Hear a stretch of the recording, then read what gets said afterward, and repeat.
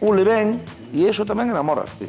Veña, pois imos falar de animais que supostamente deberían cheirar moi ben porque falamos de verdadeiras celebrities. Imos falar dos animais que se fixeron moi coñecidos e recoñecidos precisamente pola pequena pantalla e a gran pantalla. Falamos dos animais do cine. Raquel Atanes.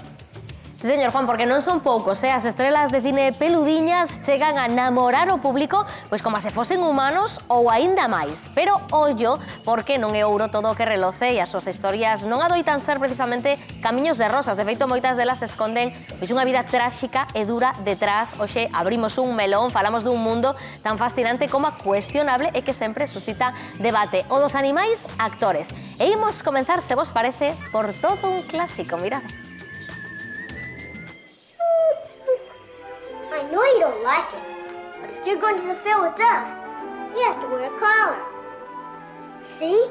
I'm wearing one. Pois aí temos a Lassie, seguramente a cadeliña máis emblemática do cinema. En realidade, quen lle deu vida non era unha cadeliña, por primeira vez foi un macho, chamábase Pal, e foi elixido nun casting entre 1.500 aspirantes. Pero é que Pal brillou tantísimo que acabou protagonizando esta e outras 7 películas, dous capítulos tamén da serie que arrincou na televisión no ano 54. Despois o papel pasaría aos seus propios descendentes e xa van 10 xeracións de colis dunha mesma familia interpretando a eterna Lassie. Isto sí que é ter remuda xeracional. Imos agora con outra historia conmovedora que é a de Hachiko, ese can xaponés que se converteu en todo un símbolo de lealdade, porque na historia real era un can, un akita xaponés, que foi tan fiel ao seu dono que seguiu indo día tras día durante 9 anos a agardalo na estación de Shibuya tras o falecemento deste. En 2009, esta lenda maravillosa deu o salto a Hollywood con filme que todos lembrarán, protagonizado por Richard Gere, no que foron 3 cadeliños diferentes os que se repartiron o papel de Hachiko. Moito choramos con esta película, A ver se lle poñemos agora un sorriso a esta parte do informe. A última grande estela canina da que imos falar chamase Messi e é un border collie que nos conquistou a todos coa súa interpretación maravillosa en Anatomía dunha caída. Todos os que viron a película seguro que lembran esa escena na que o can finxe estar envelenado, sen dúbida un dos momentos máis acougantes da historia do cinema. O éxito foi tal que en 2023 estivo nos Óscar como unha estrela máis convidada. Mirade.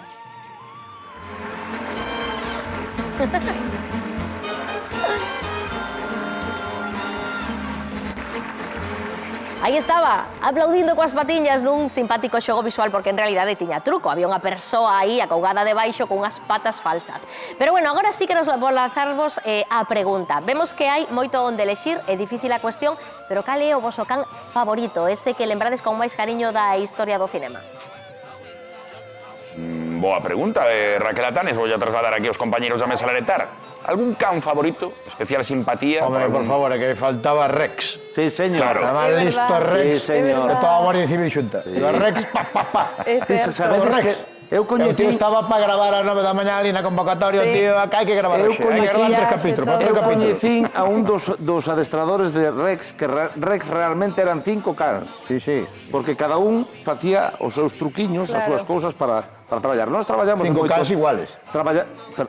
E claro, da mesma raza. Que raza Rex era? é un pastor alemán. Que raza Pastor era? alemán. Pastor alemán puro e duro. Puro e duro. Pastor alemán, Rex, Fuego, creo que se chama así. Negro fuego. Faltáballe falar. Negro fuego. Eu quero que todos ahora reconozcamos non eses cas das películas que son todo feito, digamos que movéndose, aos cas de salvamento, que buscan Sí, persoas, que collen os náufragos, que buscan a xente debaixo dos terremotos.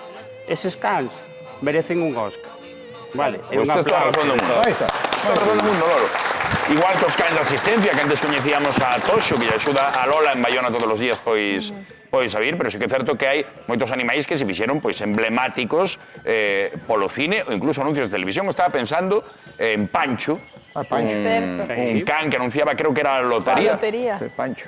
Pancho, coñecín o produtor que traballaba con Pancho. Pancho cobraba unha pasta cobraba Pancho. Pero vamos a importante. ver, E Rex, canto cobraría Rex? Estamos falando de todo eso, non estades falando do meu canciño Fusco que fixo aquel anuncio de, que podémoslo decir, de un supermercado galego. Sí. Que decía, vivamos como galegos, e decía, sempre queremos ser como... E canto cobrou o can? Cobrou pouco, Bah. non cobrou moito, pero era Fusco E un montón deles que levounos, polo menos, uns 15 días facer ese anuncio. Pero tú estás acostumbrado a traballar Sí. en produccións de cine ou Sí, televisión, de non? cine. Fariña, como era esta que fixo Tosar, el desconocido, Ajá. moitísimas, máis de 100 películas. E teñen os seus horarios, non, os animais? Teñen os seus horarios e ademais teñen o seu camerino se fai falta. Anda. Ten que ir con un servicio veterinario que non se faga absolutamente nada a forza e está súper especializado isto. Sí, señor. Ahora estamos grabando tamén outra cousa, que pasa que non podo facer spoiler deste. Pois hai máis historias de animais que encheron a gran pantalla e non todos foron cans, verdade, Raquel?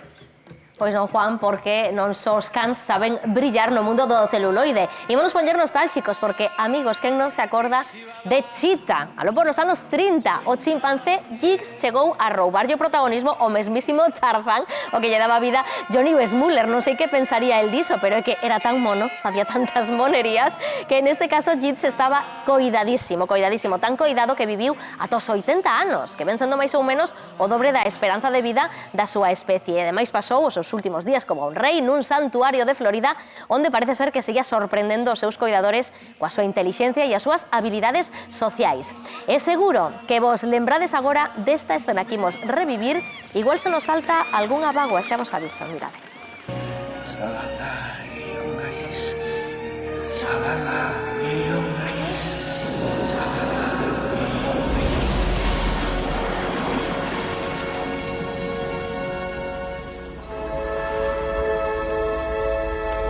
Pois ese que vedes aí é Keiko, a candorca de Liberade a Willy. Neste caso, sí que a verdade é que tivo unha historia algo máis tráxica. De feito, tras o exitazo da película, puxose en marcha unha campaña mundial para liberalo dese acuario de México onde permanecía cautivo e devolvelo ao mar. Pero tras estes anos de catividade, custoulle moito adaptarse á vida salvaxe e nunca aprendeu a cazar. Por iso sempre tivo que ser alimentado por un equipo de coidadores ata o mesmo día da súa morte. Tomade nota deste dato que é importante. E rematamos cun sorriso, se vos parece, lembrándonos de Babe, o porquiño que falaba. Babe non era un porquiño calquera. Bueno, realmente nin 2 nin 10, porque para interpretalo fixeron falta ni máis ni menos que 48 leitóns, porque medraban tan rápido que había que irlos sustituindo constantemente. Despois da rodaxe, todos eles foron enviados a escolas, a granxas, pero esta experiencia deixou pegada en moitos, en toda unha xeración, e no propio protagonista da película, o actor James Cromley, que se fixo vegano despois da grabación. Xa vedes que na historia das estrelas animais hai luces e sombra, e xa vos avisaba que a polémica está servida. Quero saber a vosa opinión, que vos parece isto de que se empreguen animais no mundo do cine e da televisión, compañeiros? Eu teño que decir algo importantísimo. Animales salvaxes en liberdade. Todos. Moi ben. Animales salvaxes en liberdade. Todos. Eso. Animales salvaxes en liberdade. Estou de acordo, Octavio, pero e os animais salvaxes que nacen en cautividade? Pois eses animais salvaxes que nacen en catividade, que se lles deixe que se lle dé unha morte digna, quer decir, cando morran, cando teñan que morrer. Xa, pero mentres telos que ter nalgún sitio. Sí, os ter ese sitio, pero non hai tantos. Hai moita trangallada, hai moito que dice recollino dun sitio, tal. Habería que saber toda a trazabilidade dos zoolóxicos e todo o demais. Hai moito carto polo medio, hai moita trangallada, hai que ter moitísimo cuidado. En cautividade solo deberían de estar os animais en peligro de extinción. Correcto. E cando xa estuvese a especie recuperada, soltalos a todos. Eso é. E vais, estarás de acordo comigo, Lolo, o tema dos primates, que é algo terrible. Os primates teñen un 99,9% de xenética como a nós. É dicir, un porco tamén. Un chimpancé, un porco tamén, sí. Sí, xenéticamente somos moi parecidos. Os porcos os comemos e todo máis, pero son animales inteligentes da súa vida, porque a inteligencia é capacidade de resolución, capacidade de adaptación ao medio. Entonces, os primates, estou falando de chimpancés, bonobos, gorilas, etcétera, eu teño, mira, podo decir tranquilamente, nun zoo daqui de España, que non está aquí en Galicia, un gorila metido ali naquela xaula, meu rei, é mellor estar morto. Eso é terrible. Pero teñen problemas, non? Se os liberas así, se No, claro, naceron en cautividade para volver á vida salvaxe, non? Sí, Só non eu ten creo que problemas. máis non Sí, é... pero non os soltan, perdón, Nada. non os soltan en unha selva, en calquer sitio. Son sitios que digamos que están acotados, Ou nunha reservas, illa, ¿no? Parques Claro, naturais. que os podan controlar, sobre todo si son animais en peligro de extinción por a nosa culpa. Rinocerontes, Correcto. tigres, para os cornos, os huesos, esas tonterías. Traducido, se a estupidez fose unha minusvalía non poderíamos aparcar. A estupidez humana, quero decir. Está claro. Eu Entendedes? penso que non é tanto o feito de os que están xa en cautividade soltalos, porque sí que sería moi complicado, Home, non estou dicindo. pero sí educar as próximas xeracións, deixar de facer eso, deixar de levar os nenos e aos controlar zoos. que críen eses animais Exacto, en cautividade e entón xa remataría o problema. Sí. Perdóneme, pero imos ir de safari, un safari un pouco diferente. Imos falar coa arquitecta Rosa Bacal porque parece que podemos ir de safari en Galicia grazas a eses edificios